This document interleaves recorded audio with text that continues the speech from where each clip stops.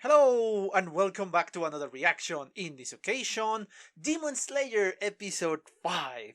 Yes, last time it was a very emotional episode. And I don't mean emotional in the side of very sad, we remember something, or it was a big tragedy that just recently happened.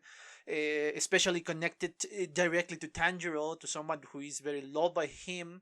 No, emotional because it was very, very, very exciting, and I love that ending that they gave us. Well, at the end of the episode. But yes, I love that. And that is not to diminish the tragedy that happened, but it happened so long ago, and Tanjiro just recently learned that it was obviously not affecting you or not affecting him in the same way as what happened in the first episode. In the first episode, he lost his family, and it was more emotionally charged because he doesn't know what to do. He doesn't know how to react to said tragedy. It's a different point. And this one, he has training, he has power, he can fight back. And that is exactly what he did. He took revenge on somebody that killed a recently made friend. Recently, yeah, because it's a question of months, perhaps, when he trained with these two spirits, the spirit of children that were killed by these disgusting demon. I think there is no doubt that this guy is absolutely disgusting. Well, was absolutely disgusting.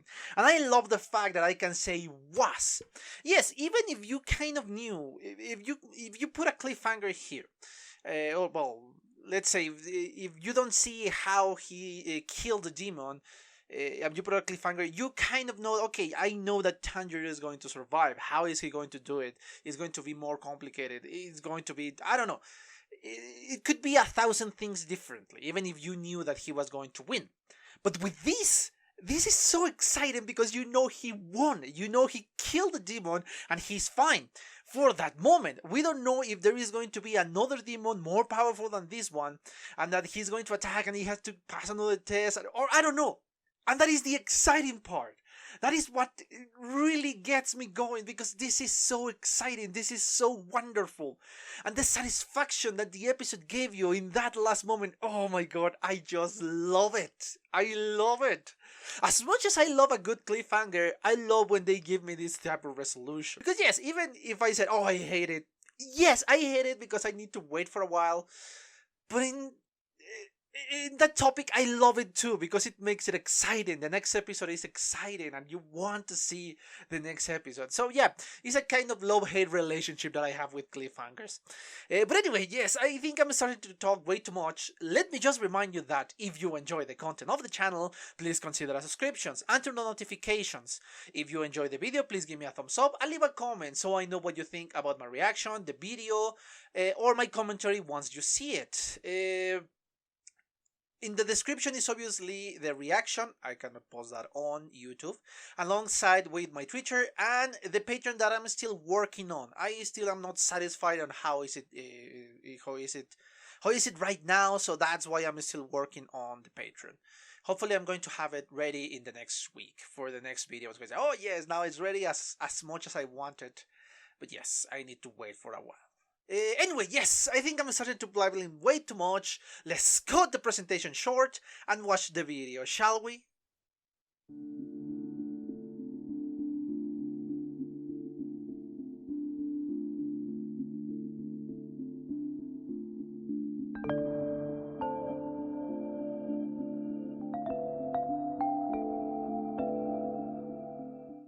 Okay, I'm back. I just watched a second time the 5th episode of the Demon Slayer. Honestly, I watched it a couple of more times. Well, the consecutive times were not just watching it; it was kind of taking notes and all of that. But anyway, yes, there are a lot of things that I noticed in my second viewing and in my third viewing. But obviously, the plot of this episode was just to see how Tanjiro was successful at the entrance exam. Let's say the entrance exam for this corps.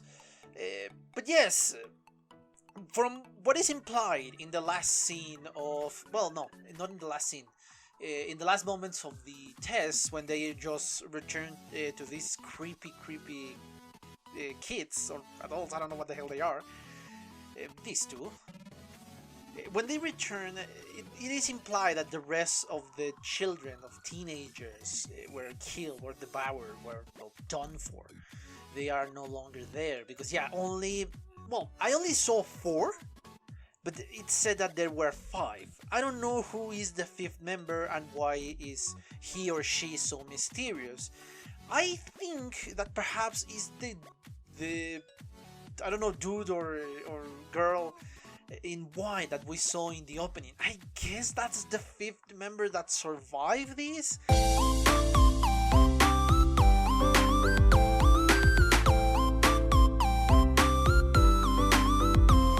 I am still not sure of that because we haven't seen the guy with the head of the hawk. So that's perhaps the 5th one. So I am still not sure who is the 5th one because there is no clue, or at least I couldn't find any clue that who is that 5th member that survived this test. So I am curious to see that. And obviously that brings me to a couple of things that I noticed. The first one is obviously the 10 ranks. The Kinoe, Kinoto, Hinoe, Hinoto, Tsuchinoe, Tsuchinoto, Kanoe, Kanoto, Mitsunoe, and Mitsunoto. I don't know the significance of these names. I obviously don't speak Japanese. But I guess each of these ranks, the names mean something. It means... I don't know what does it mean. If you know it, please let me know, because I don't want to investigate this way too deep, because I don't want to find any spoilers of the anime. So if it's not a spoiler, please let me know what it means. And obviously if you know what it means, please let me know. So I am intrigued by the name of the ranks. I am intrigued as to what they mean, because yes, there are words that I kind of identified because I watch a lot of anime, or I used to watch a lot of anime, and I kind of, I don't know, connect with a name or connect with something, but I'm not entirely sure about that. And since I don't want to butcher anything, I don't want to make mistakes of that caliber, I prefer for you to let me know. So if you know, and if it's not a spoiler, again, please let me know. So I'm intrigued about those ranks. The other thing that caught my attention in that scene is the dude with the voice of Bakugo, or perhaps Bakugo has his voice. And their attitude, honestly, they share a lot of similarities here. Not only the voice, but the attitude of this dude. Because yes, that is Bakugo's voice. I am 100% sure that that is Bakugo's voice. So, yeah, I mean, yeah, a very aggressive person and just desperate to fight. Yeah, that is Bakugo, man. Come on, that is Bakugo. But it also reminds me a lot of a gag in The Simpsons when Marge entered the police academy, and there is this dude that says, "Okay, you need to do this. It's not just a couple of days. The training is going to take a whole weekend for you to train to be a cop," which is not that far from reality, honestly. But there is this dude. There is this dude saying, "Oh, I'm up to here with your regulations. I just want my gun." Okay, I'm going to find a clip and I'm going to post it right here. Becoming a cop is not something that happens overnight. It takes one solid weekend of training to get that badge. Forget about the badge! When do we get the freaking guns? Hey, I told you, you don't get your gun until you tell me your name. I've had it up to here with you, rebels! So yeah, that is what it keeps reminding me a lot of. That dude, come on, you can see a lot of similarities between the Simpsons gag and this dude. So anyway, yes, moving on from that point. Obviously they won their cross. Well, they gained their cross, which is something I was not expecting, and I did not expect them for the cross to speak. I was just saying, okay, maybe little letters or something like that. No, they speak. Why, I don't know. And the voices sounds very, very funny, honestly. But the music kind of helps because, yeah, the music it's really epic. It's really amazing. Oh, yes, this fucking mission. The crow voice, not so much, but the music that they accompany the moment, yeah, it's kind of, it gets you hype for that fight between Tanjiro and this demon. So, yes, I like the music. I like the background music. And I like the crow. And I like the fact that one of them, the blonde guy, did not get a crow, but a sparrow. Why a sparrow? Come on, this dude seems to be suffering a lot but it seems very connected to a comic relief. So I am intrigued to see what is the deal with this guy. Why he's so special that he gets a sparrow and not a crow. It is pretty funny to think that, oh yeah, it's a crow, the very majestic, very aggressive, very dark and mysterious creatures, and then a sparrow is kind of associated with cuteness and all that. Funny, but intriguing at the same time. Yeah, we got the scene, they choose the ore. I guess there is a significance behind that, and I love the fact that Tanjiro chose it thanks to his keen sense of smell. But I'm intrigued why the significance of this ore really is, and if we are going to see the rest being, well, how they get their swords, and I'm intrigued by that. Honestly, I'm intrigued by that. Moving on. We got obviously the scene in which Tanjiro receives a hug of Nezuko and Urokodaki. It's very heartwarming, and I did not notice this in the first viewing. I noticed in the second one, Urokodaki is crying. I guess because in the reality that he lives, he wanted Tanjiro to come back, but he was preparing himself for the worst, that another of his children, another of his pupils, was not going to come back. So that's why he was saying, okay, yes, let's accept the reality, he's not coming back. And when he sees him and say, oh yes, he's back, and the sentiments just go on, and he's just crying because he's so happy because Tanjiro is back. And then he learns that he took vengeance on this demon, of this morph demon, and not everything is fine, because obviously not fine, but at least everything is kind of a retribution, because now the spirits of these children die in the hands of this morph demon. Were at peace. They can move on in the afterlife. So yes, at least there is a certain point of restoration here.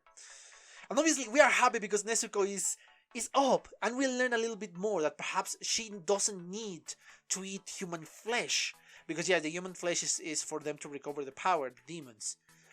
But actually she can recover her power, her strength, her energy just by sleeping. And I guess she needed to sleep a lot, because that fight against this demon that they encountered took a lot out of her. So perhaps that is the reason, and perhaps is because she was awake, she was fighting, she was moving from the moment she transformed into a demon up to this moment, and she was exhausted and she needed a lot of time for her to recover.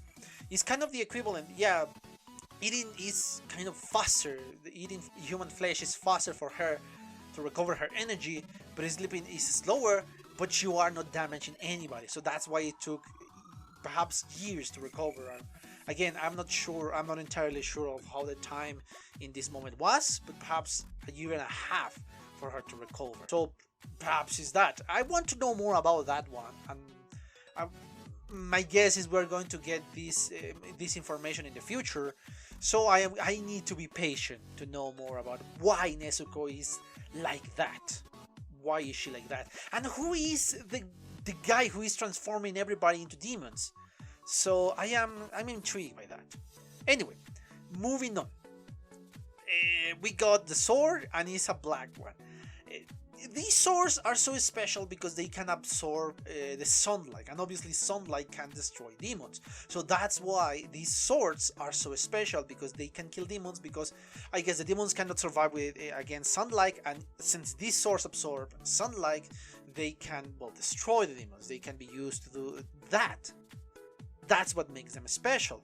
And of course we have the Scarlet Crimson Iron Sand and the Scarlet Crimson Ore. That's what they choose, because if this is the tallest mountain in Japan in this moment, and that's why it's the one who is closest to the sun, and it never rains, it never is cloudy, it's always sunny during the day. So that's why he's so special. And obviously the character who made the sword is Haganesuka. Which obviously at first is just very serious, and oh yeah, this guy is very serious, but it turns out it's kind of a comic relief, especially with the mask. I think Tanjiro mentioned that he has a mask of a clown, and it's very funny. It caught me by complete surprise with just the mouth. It's honestly funny. I was not expecting that one. And the reaction because the sword turned black and not red. Yeah, he's kind of mad at Tanjiro, even if Tanjiro cannot control that, or at least I don't think he can control that. And my guess behind the black sword is because it absorbs more light, because yeah, black absorbs the light, and that makes him a more powerful sword. Again, that is my guess. I don't know. There is another mythology for this, but in my human mind, in my rational mind, that's what it means. That yeah, absorbs more light, therefore is more powerful. I don't know, man.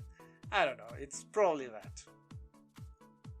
Anyway, I want to speak about something else, and this I leave it by the end because I think it's important. When we see demons in this series, we tend to forget that they were human. Even if they have humanoid physique, the normal demons that we have seen so far, we still kind of forget about that because of their strength, because how they regenerate, because they eat human flesh. So yeah, we only see them as that, as demons. They become like that, and that's it. I even tend to forget that they become demons. I just focus myself, oh, they are demons, they were always demons, and they deserve to die. This works wonderful in the previous episode, in the episode in which we saw this morphed demon attacking and devouring everybody, and he's just this mean motherfucker, and yeah, he's just the worst. He's just having so much fun killing these children, and especially killing the disciples of Urokodaki, because he was the one who captured him. So he is enjoying this. He is really, he's really this mean spirit. He's this bastard. In this episode is different, because we got a little bit of a backstory of this morphed demon. And you feel pity for him, because he's a child that was attacked by a demon and was transformed into one. And thanks to this transformation, he devoured the brother that he loved so much, the brother that protected him. And you start to feel this feeling, this different type of feeling, because this demon no longer remembers that moment. That's why he's kind of the demon and then the kid is two separate entities. He no longer remembers himself as the kid. He no longer remembers him having a brother and he respected that he loved. He did not. He became this demon. He became this terrible entity that wants to devour humans. This transformation changed you. You no longer see brethren. You just see flesh. So you tend to forget that. You tend to see them just as monsters. And yes, after the transformation, they are monsters. They, as I said before, they no longer connect the feelings that they have for anybody. They just wanted to devour. But again, the character, the kid, it gives you this feeling of you wanted to protect him, because he was an innocent child that was dragged down to the level of this demon by somebody else. We don't know who that is. We don't know. We want to know, or at least I want to know. But again, I don't know if this is what triggers this memory. I don't know if the face that Tanjiro did just before the demon disappeared is what triggered this memory. Is this feeling that Tanjiro can give you? This I don't know how to express it. This mercy that you can see in the eyes of Tanjiro is what triggers that. And perhaps that is another power of Tanjiro, that he can, at least for a moment, make these demons control their urges. Perhaps it's not just Nezuko, but Tanjiro, what causes that Nezuko no longer needs to devour humans. It's both. And yeah, even Tanjiro, even if he knew that he is responsible of the death of all these children, he wants this demon, or at least what is inside of the demon, the human being that is inside the demon, not to suffer this again. Tanjiro is an interesting protagonist because he's not cold, he's not calm, he's very connected to his feelings. And that makes him sympathetic. That makes him special because, again, I'm accustomed to say, okay, just this protagonist wants just revenge or wants something else or wants this. But even if Tanjiro wants something, this doesn't alter completely his feelings. He feels mercy towards demons, towards everybody.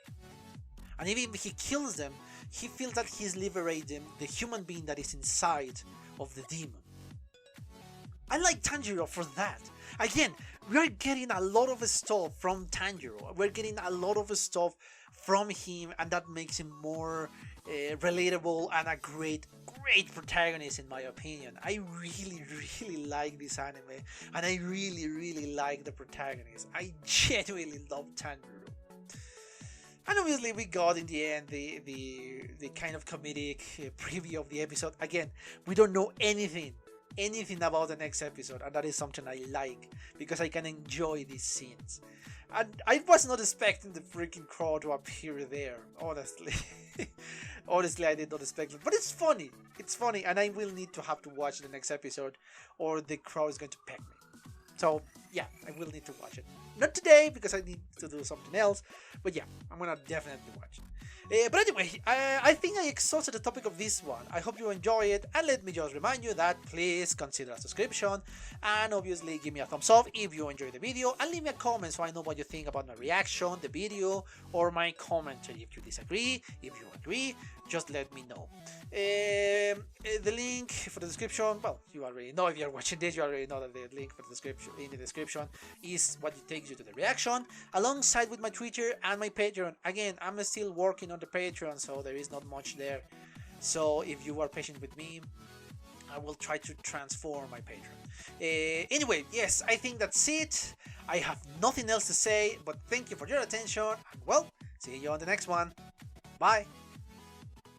Okay guys, I hope you enjoyed that video, and if you did, give it a like, so the algorithm from YouTube will help me out.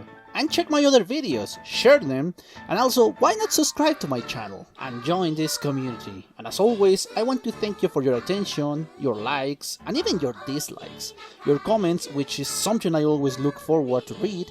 And yeah, once more, thanks, and see you on the next one.